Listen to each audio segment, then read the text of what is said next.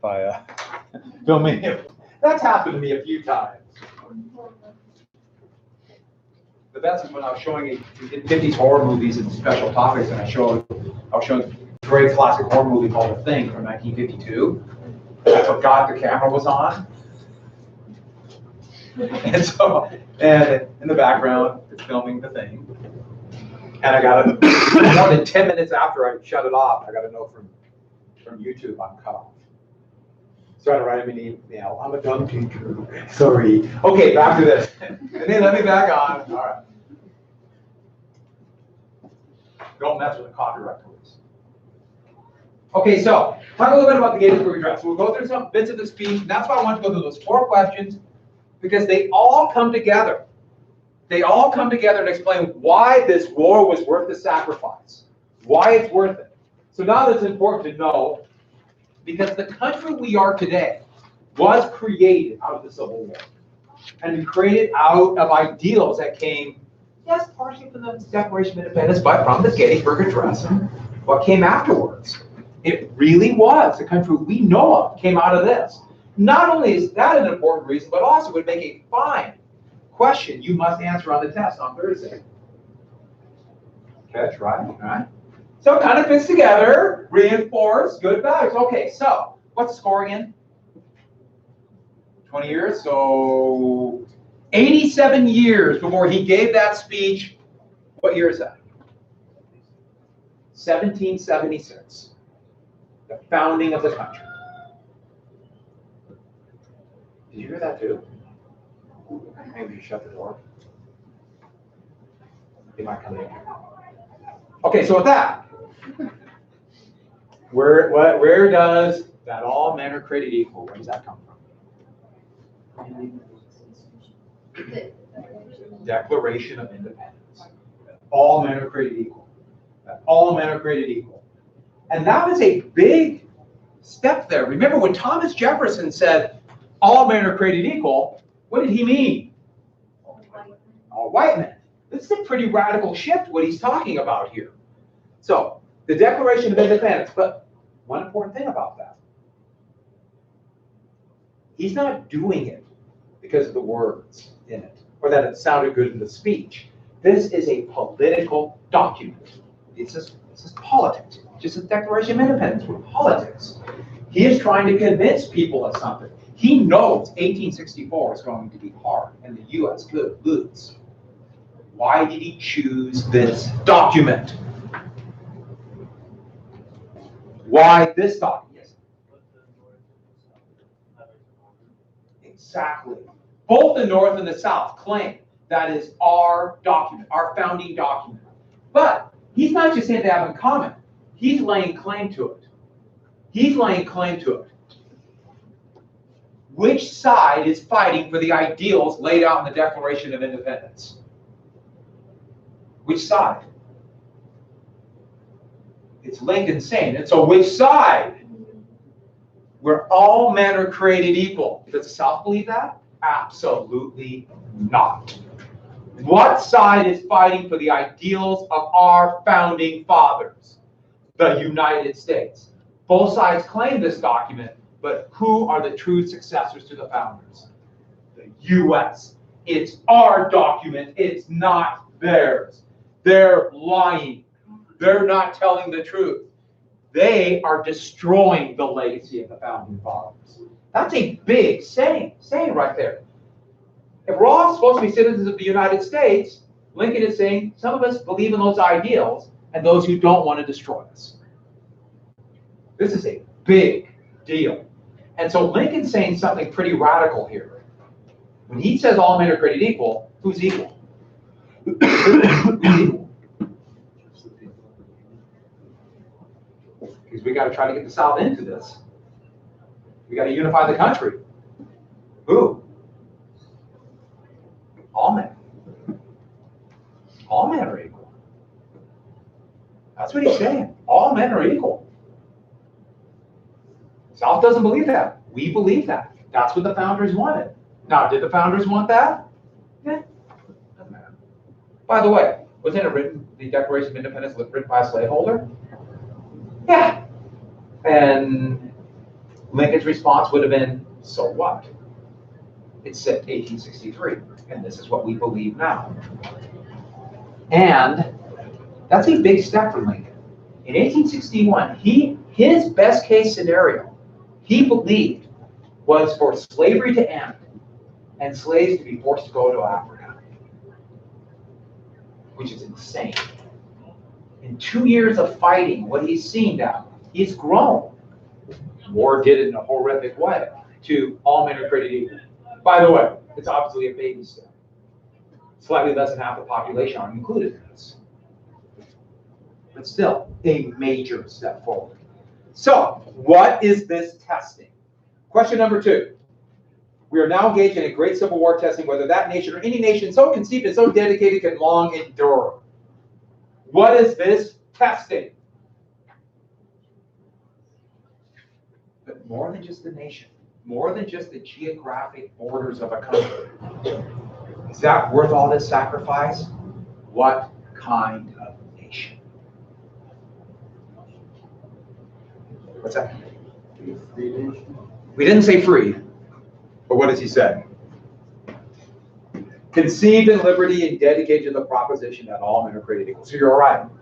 Can a country based upon equality and liberty for all survive, or will it fall apart? So, it's not just the geographic borders, or for that matter, it's not just equality. They go hand in hand to Lincoln. We will not have equality and liberty. We won't have those glorious goals, as he would have said, unless we survive. Got to survive. The country has got to survive. So you're right. The country has to survive, but what kind of country will we be? That is the key moment. And by the way, no one has tried this before. If it can't work here, it might not work anywhere.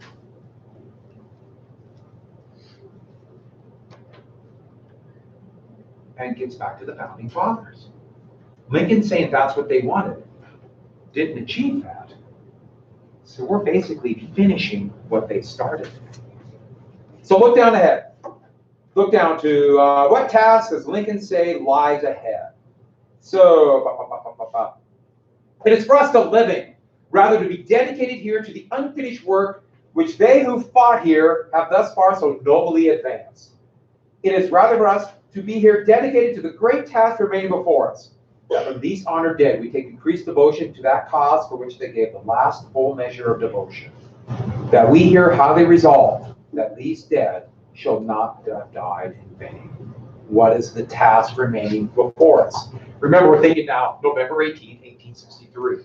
What is the task remaining before us, as in the United States? What do we got to do? So what do we have to do? And win. So you're right. We got to win. We got to win now. We got to win. Everything that this country was for falls apart unless we win. We got to win. And the only way we get equality is to win. The only way we get liberty is to win. In fact, when we get to the end, he says a new birth of freedom. And you notice he never says slavery. Not once. A lot of you in your answers, and I got those mostly great off to finish them, mentioned slavery. He never said that. Anywhere in here. He said equality. He said liberty and a new birth of freedom. So, what's the last full measure? It's complex. What is the last full measure? One thing about that, I always get when I watch that, and I've seen that so many times now, and every time it always gets to me. Today it gets to me every day, every time. So I have the reunion, and they're showing they kind of have these camps, and they did segregate the camp north and south, but, which is silly, but they did. There's a man washing his face, you know the one I'm talking about, and what happened to him. And we assume he lost arms sometime in the war. You don't know Gettysburg. Could have been a number of battles, but did he give the last full measure? See, this is the thing that's hard to say. Because you originally think, it's those who died. But think about it for a second about how he lost an arm. Let's say it was a bullet. So a bullet had to hit him and splinter the bone. Does that make sense? That far and he'd be dead. fact, those 4 inches from 100 yards, how much is 4 inches from 100 yards? That's just wind, especially weapons at the time. Think of shrapnel from an exploding shell, a canister just firing out. Why did he get hit here? Not lucky, but less lucky, less unlucky, I guess, than getting hit here. The man next to him could have been killed. The man on the other side, nothing might have happened to him. Why did he get hit here? Just chance, isn't it? It's just random chance. You can be the best soldier in the world, the bravest human being ever to walk the earth, and if a shell explodes near you, there's nothing you can do, you're dead. War is so much chance. How are those 4 inches different from somebody living, somebody not? You get my point there? What's the last full measure? Somebody who is willing to do what? Willing to make the sacrifice. They might not have died, but they were there. They did it. They made that sacrifice. And for the rest of his life, you ought to live with it. And not just the pain of having this injury, what he went through. It was a few inches. And as war becomes more modern, it becomes even more random. It becomes even more random who lives and dies. So, the last full measure, then, you're willing to make that sacrifice.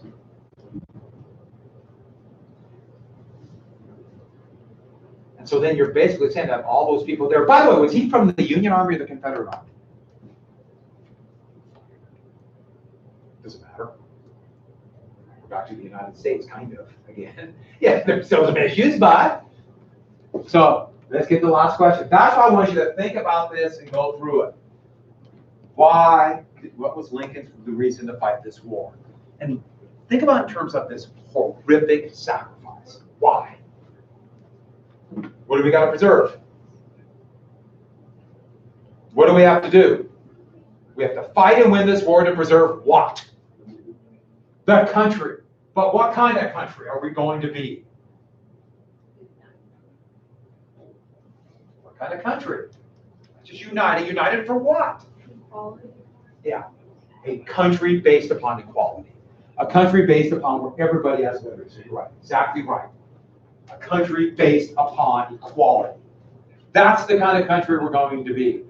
If we don't, Lincoln made this clear, if we don't, who have we let down if we're not a country based upon equality and liberty? The founding fathers, and who else? Everyone who died, everyone there buried at that cemetery, everyone who came to that reunion, everybody who was willing to sacrifice. We have let them all down. We've let the founding fathers down. We let those who died in the Revolutionary War, in the Civil War. We've let them all down. If we do not have a country based upon equality, is the war over now? If there is a chance that the country could all of a sudden lose those goals, maybe it already has, who knows? We don't have the context yet. Then the war's still going on. After the Revolution, or after the Civil War, the United States made it flawed, but an incredibly noble. Set out a noble endeavor to bring equal rights to all people, called Reconstruction. They really tried. And then the U.S. abandoned that, quit. And it became the most racist time in history. So you can make great achievements and then go backwards. You can think you have advanced and then lose it all. So the war could potentially never be over. And I'll tell you something else too. It can happen like that.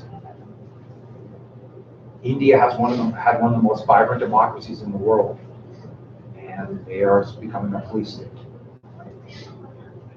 It's unbelievable what's happened here. What happened in this world. We're in a very interesting time, and I'll give you an example how I think it could happen. And equality comes in many different ways. You ever watch the Army-Navy game? Football game? I watch the game, whatever. I guess I gotta admit I wanted Navy, but whatever. Before the game, they like doing that guy, silent reporter with all the cadets and midshipmen, that kind of thing. Does anybody know what happened? So this reporter, ABC reporter, was up there, and this is on. You can watch it on the YouTube, but they had all these midshipmen and cadets behind him. They're doing their cheer, whatever. And as he's talking, all there's midshipmen and cadets, so from the Army, from West Point and Annapolis, a bunch of them started giving the wife power salutes. And these are cadets and midshipmen in the United States military. It was swore an oath to that whole Constitution thing. And I can't imagine. I mean, you never know now, but they're going to be kicked out. They're on TV doing it. But that's what I mean by it can happen shockingly fast and you never expect it. And that was just Saturday. I'm still, I can't believe it. Former student of mine, in fact, he just sent me a letter. He's a third-year cadet. So that is why potentially the war is never really over. And won't this make a great essay question? All right, good. Let's go take your notes out. One more thing I want to add about your notes, and we'll finish it up tomorrow. We have a test on Thursday. Wednesday will be a dress up day. I give a significant amount of extra credit if you put some time and effort in it. You can go with both Calhouns, Fluoride and John. Maybe combine them. Ambrose Burnside's a big winner, especially if you shave your head. I did say, didn't I say Clara Barton? You're going to do Clara Barton, you can do Clara Barton.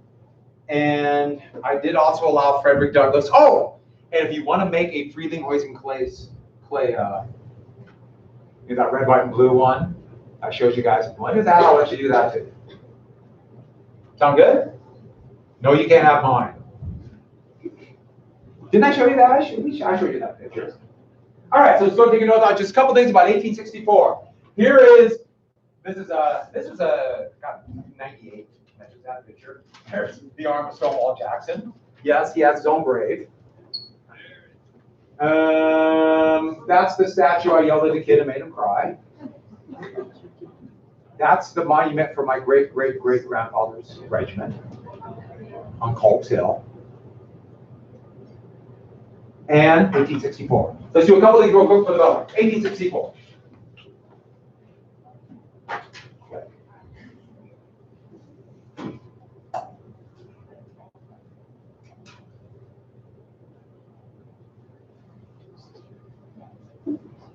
It's nothing. I was hoping there's someone in the tree. Oh, we're done. It's all right. I keep on reading today's Monday. So it must have been about 3 years ago. If you look at that big tree right there, that big cottonwood, in the crook of that tree, there was somebody sitting there one day.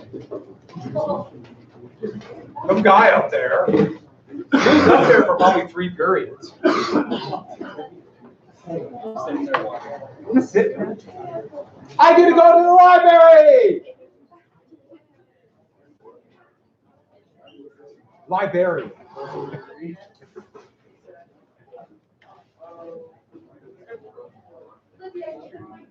Clear out, people. Yeah. Okay, you don't want to leave. I don't blame you. It's wonderful. No. Like trans. Oh, Paul, okay, I'll just read one time. Oh. Yeah.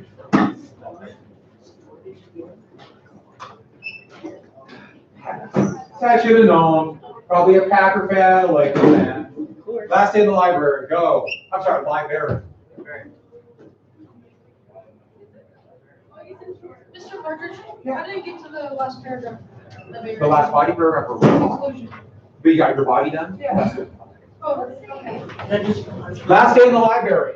But you don't want to go. Time mile. A time mile around the Uphill. No, it's around. Very good. It's still here. That's so nice. What did you bring me from Washington, D.C.? Nothing. Nothing. I didn't know. After all I've done for you. It's after all I give and I give and I give. I know, Partridge. And he So- only has 9 drawers of Kit Kats. I have a lot of Kit Kats. Should have got enough from you. I gave you Kit Kat, didn't I? Yeah. Oh, good. And can I have extra sales tax? Absolutely not. Oh, great, thank you. So we're up in the library, and you're working I'm with with Leo, yeah. and you guys are doing Al Capone, and do you have the assignment? I do not have the assignment. That Do you would want be- the assignment? Yes, please. It's really basic, we're doing a newspaper. Like a whole newspaper. Well, you're working as a team, and you're doing a, I folded it, but it just, you're, instead of doing a paper, it's an article. Oh, okay.